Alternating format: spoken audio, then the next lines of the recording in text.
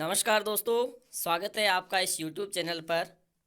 इस वीडियो में हम बात करने वाले हैं पीटीटी 2020 काउंसलिंग प्रक्रिया के तहत आपने काउंसलिंग करवा ली है और काउंसलिंग के दौरान कुछ समस्याएं आ रही है आपको, उसका समाधान इस वीडियो के माध्यम से मैं प्रस्तुत करूंगा। एक प्रश्न जो सभी के द्वारा पूछा जा रहा है कि कितनी चॉइस भरी जानी चाहिए, क्योंकि ये सबसे महत्वपूर्ण है।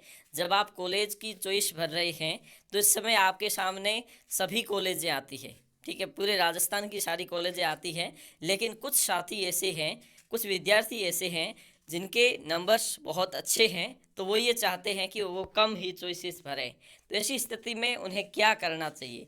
तो कौन सी कॉलेज आपको मिलने वाली है, कौन सी चॉइस की कॉलेज आपके लिए सही है या फिर कितने तक आपको मिल जाएगी, ये डिपेंड करता है ज़्यादातर विद्यार्थियों द्वारा भरी गई चॉइस पर। क्योंकि कभी कभी ये होता है कि कुछ कॉलेज ऐसी है जो सभी विद्यार्थियों की चॉइस होती है।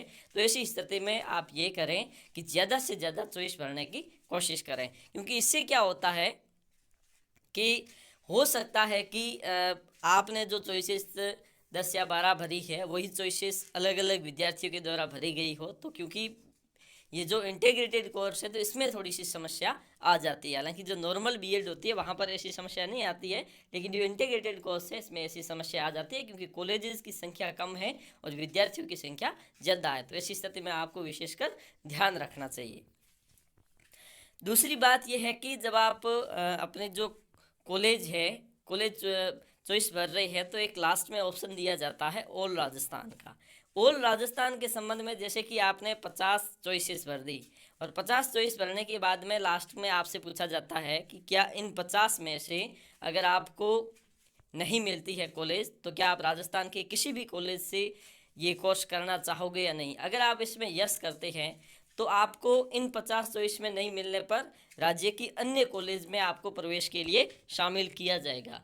अगर आप नो करते हैं तो आपको बिल्कुल भी वहाँ पर शामिल नहीं किया जाएगा। तो हो सकता है कि आपके नंबर्स अगर कम हैं तो इस स्थिति में आप ऑल राजस्थान के लिए यश कर देना चाहिए, ताकि आपको अगर डिग्री कोर्स में शामिल होना है तो आपको यश करना ही चाहिए।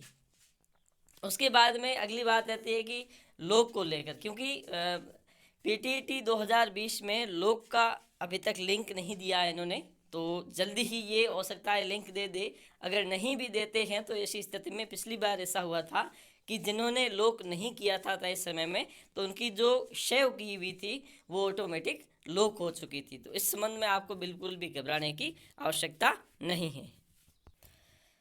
अगला प्रश्न जो मोस्ट ऑफ पूछा जाता है वो ये है कि आपने जो फीस भरी है 5,000 रुपये पीटीटी काउंसलिंग में शामिल होने के लिए, तो क्या वो अगर आपका नंबर इस कोर्स के लिए नहीं आता तो क्या वो पैसे रिफंड होंगे या नहीं होंगे। देखो ऐसा है कि आपने जो 5,000 रुपये की फ़ीस भरी है उसके साथ साथ आपने एक अकाउंट नंबर दिए होंगे।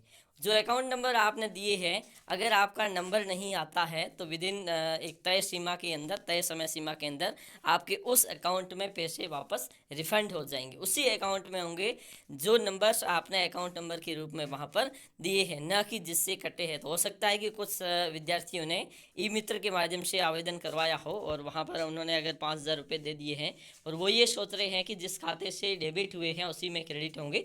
तो ऐसा नहीं है, जो आपने अकाउंट नंबर दिए हैं उसी में ही डेबिट क्रेडिट होने वाले हैं। तो ऐसी स्थिति में आपको बिल्कुल भी घबराने की आवश्यकता नहीं है।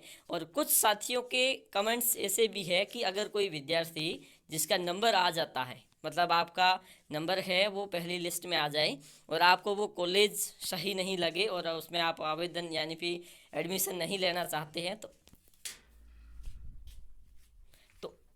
उस केस में क्या होता है, तो ऐसी स्थिति में आपको एक अपवर्ड मूवमेंट का मौका दिया जाता है। और अपवर्ड मूवमेंट पीटीटी की एक महत्वपूर्ण प्रक्रिया है जिसके माध्यम से आपको उसमें एक मौका दिया जाता है आपको कॉलेज बदलने का। तो उसका एक अलग प्रक्रिया है, वो किस प्रकार से काम करती है। और वो दरअसल आपकी जो फर्स्ट मेरिट लिस्ट जारी की जाएगी तो उसके बाद में ये प्रक्रिया अपनाई जाती है, तो वो भी एक अलग से प्रक्रिया अपनाई जाएगी। और उससे पहले आपको ये ध्यान रखना है कि आप आसानी से और सावधानी पूर्वक अपना जो फॉर्म है जिसे फिलअप करें। और इसके साथ साथ ये भी ध्यान रखें कि जो आपने चॉइसेस भरी है उसमें जहाँ तक हो सके, अगर आप डिग्री कोर्स में भाग लेना चाहते ही हैं तो आपको वहाँ पर ऑल राजस्थान का विकल्प अवश्य चुनना चाहिए, क्योंकि ये डिग्री आपको 4 साल में दी जा रही है। अन्यथा आपको बीएड 2 साल में और 3 साल में बीए की डिग्री, बीए हो चाहे बीएससी हो, तो 5 साल लगते हैं। तो नॉर्मली आपको 4 साल में ये डिग्री दे रहे हैं। तो मेरे अनुसार ऑल राजस्थान का चयन करके आपको इस डिग्री में शामिल होना चाहिए। धन्यवाद।